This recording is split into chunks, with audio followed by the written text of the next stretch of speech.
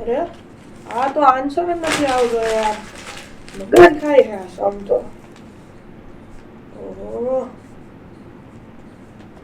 કેટલી ફોર્મ્યુલા લગાડી કે આન્સર જ નથી આવતા. બોલો ગયો ત્રીજી ફોર્મ્યુલા પાછી.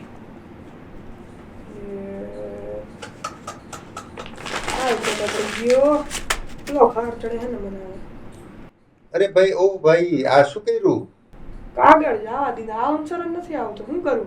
અરે ભાઈ, એ તો હું શીખવાડી દઈશ, પણ કાગળના કેમ આટલો બગાડ કર્યો?